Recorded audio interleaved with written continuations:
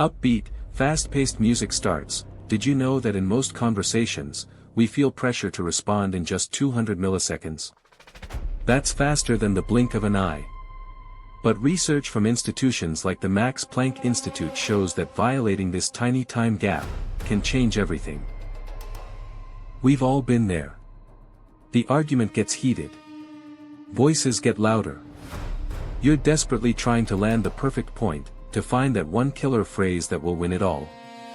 But all you're really doing is throwing fuel on a fire. This is your brain on argument. Specifically, your amygdala, the brain's little alarm system, is going haywire. It's called an amygdala hijack, a term popularized by psychologist Daniel Goleman. Your rational brain, the prefrontal cortex, basically gets shut down. Your body is flooded with cortisol, the stress hormone. You're not in a debate anymore, you're in a biological fight for survival. Logic has left the building.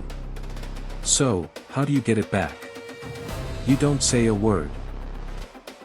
When you deliberately stay silent in a heated moment, you trigger three incredibly powerful psychological phenomena. First, the biological reset. Your silence acts as a pattern interrupt. The fast back-and-forth rhythm is broken. This sudden stop gives your own prefrontal cortex a chance to reboot, wresting control back from your panicked amygdala. Simultaneously, it does the same for the other person. They expect a counterattack, but they get nothing. Their brain, primed for conflict, is momentarily confused. This brief confusion is enough to lower their cortisol levels and reduce the hijack effect. It's a forced timeout on a neurological level. Second, and this is where it gets tactical, you create a conversational vacuum. Humans are hardwired to abhor a social vacuum. Silence is uncomfortable. As researchers at Harvard's program on negotiation have noted, the person who feels that discomfort most will rush to fill it. By staying quiet, you pass the conversational burden to them. They expected a fight, but now they have a void. To break the tension, they will almost always start talking. And what do they say?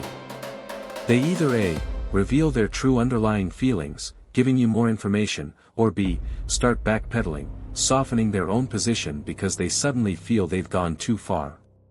Either way, you win. You've gained information and de-escalated the conflict without saying a thing. Finally, the third punch, the mirror effect. When you stop talking, the other person is left alone with the echo of their own last words. Without you immediately refuting them, they are forced to mentally replay what they just said. Often, when heard in the stark quiet, their own words can sound more aggressive, irrational, or unfair than they intended. This can trigger a moment of self-correction before you even have to make a counter-argument. Aha! That's why. Silence isn't passive. It's an active strategy that resets the brain, shifts the power dynamic, and forces self-reflection. But how do you do it right? Because there's a huge difference between a strategic pause and the destructive silent treatment. The key is your body language. The silent treatment is punishment, it's cold, avoidant, with no eye contact. It says I am withdrawing. A strategic pause is engagement. You must maintain eye contact. Keep your posture open and receptive.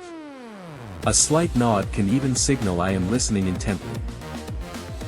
Your nonverbal cues say I respect what you're saying so much, I'm taking a moment to truly process it, instead of I'm ignoring you. This completely changes how your silence is perceived. It's not aggression, it's wisdom. So next time you're in an argument, try this. When they finish their point, don't jump in. Pause. Maintain eye contact. Take a calm breath. Count to 3 in your head. 1, 2, 3. Watch what happens. You're not just avoiding a fight, you're taking control of the entire interaction. Music swells slightly, you're giving your brain a chance to come back online, you're creating a vacuum that they will rush to fill, and you're holding up a mirror to their own words. Try it. Let me know in the comments how this superpower works for you. And for more brain hacks that change your life, you know what to do. Outro music fades in.